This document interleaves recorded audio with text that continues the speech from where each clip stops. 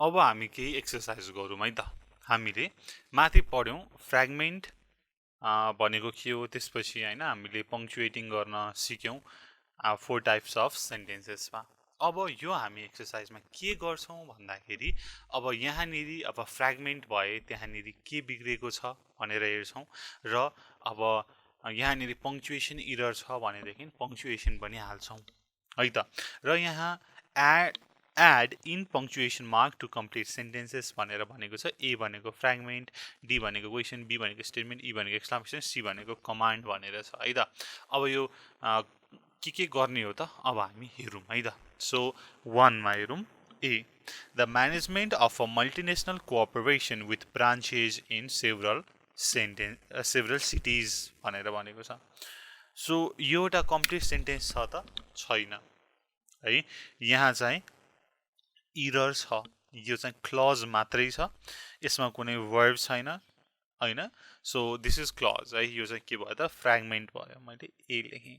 Be send me a brochure describing your latest work equipment भनेर छ। मलाई एउटा बोचर पठाऊ जसमा चाहिँ तिम्रो वर्क इक्विपमेन्टको सबै डिस्क्राइब गरिएको छ भनेर भनेको छ हैन। सो यहाँनिर यो कुन सेन्टेन्स हो त, कस्तो सेन्टेन्स हो त भन्दाखेरि यो चाहिँ इम्पेरेटिभ सेन्टेन्स हो, कमान्डको सेन्टेन्स हो। मलाई पठाऊ भनेर भनिएको छ नि त हो।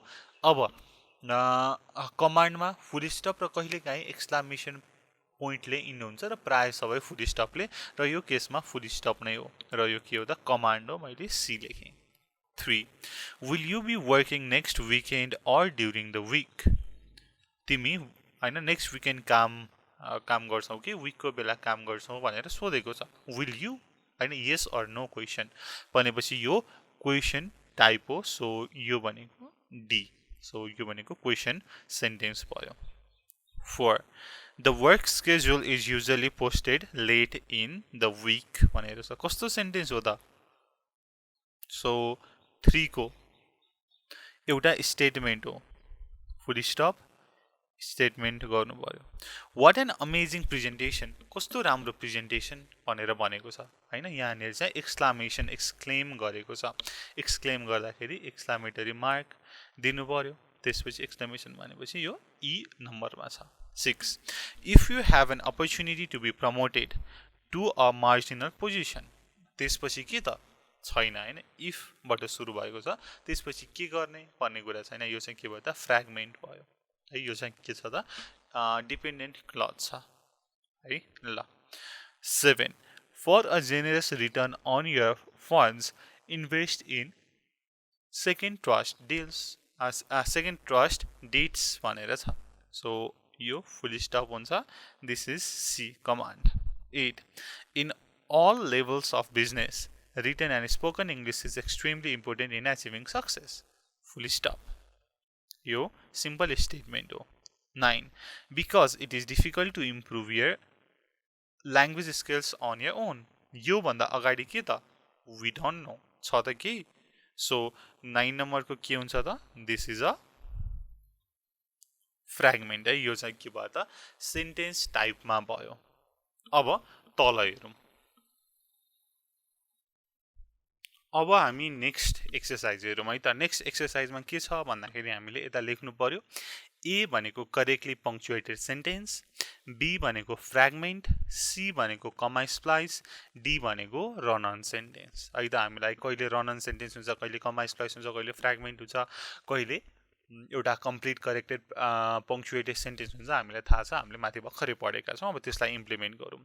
I will have the answer soon, first I must make a telephone call भनेर भनेको छ। यहाँ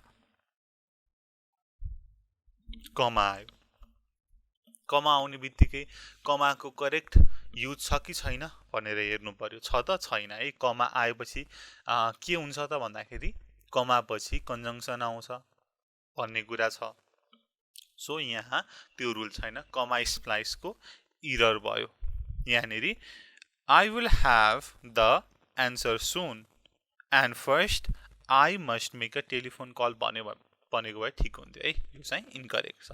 11 if you consider all the pro and cons before you make a decision dot. छैन यो चाहिँ के त इनकरेक्टली पङ्क्चुएटेड छ यहाँ फुल स्टप हुँदैन है यो त इन्डिपेन्डेन्ट क्लज छ डिपेन्डेन्ट क्लज बाँकी छँदै छैन भनेको के हो त यो फ्र्यागमेन्ट हो 12 we have no idea what to order only Mrs. Sanchez can do that so यहाँनेरि केही मलाई गडबड लाग्यो के को गडबड छ त भन्दाखेरि रन अन सेन्टेन्सको यहाँनेरि दुईटा सेन्टेन्सलाई जोडेको छ without any correct use of punctuation or any conjunction यो के भयो त रन अन सेन्टेन्स भयो 13 your entire department is entitled to overtime compensation भनेर छ किन यो चाहिँ ठिक जस्तो लाग्यो हो त हो नि है यहाँनेरि एउटा कम्प्लिट सेन्स आएको छ यो सेन्टेन्सको मिनिङ आएको छ प्लस फुल स्टप पनि छ You check the current address list and I will check the old one. यहाँनेरि कमा र एन्ड छ हेर्नुस् न कमा आउने बित्तिकै कमा स्प्लाइसको इरर हेर्नु पर्यो कमा स्प्लाइसको इरर छ त छैन है कमा पछि कन्जङ्सन आएको छ फ्यान बोइज आएको छ भनेपछि यो चाहिँ कि त करेक्ट छ है कमा स्प्लाइसको इरर करेक्ट छ भन्दा पनि करेक्टली पङ्क्चुएटेड सेन्टेन्स हो यो ए 15 You check the current address list I will check the old one फेरि यहाँनेरि माथिकै सेन्टेन्स हो तर एन्डलाई हटाइएको छ भनेदेखि के इरर भयो कमा स्प्लाइसको इरर भयो 16 You check the current address I will check the old one यहाँनेरि दुईटा इन्डिपेन्डेन्ट क्लजहरूलाई यतिकै जोडेको छ without any proper use of punctuation भनेपछि यहाँनेरि के को इरर भयो त रन अन सेन्टेन्सको Although we have complete confidence in our products and prices हेर्नुस् न के को इरर भयो त फ्र्यागमेन्टको इरर भयो यसपछि के त थाहा छैन यहाँनेरि इनकरेक्टली पङ्क्चुएटेड गरेको छ फुल स्टप राखेर 18 When you return from conference please submit a brief report describing the information you learned भनेर छ अब के हुन्छ होला त 18 को So when you return from the conference कमा दिएको छ please submit a brief report describing the information you learned एकदमै करेक्ट छ correctly पङ्क्चुएटेड sentence 19 We must focus our charitable contributions on the area that directly relate to our business.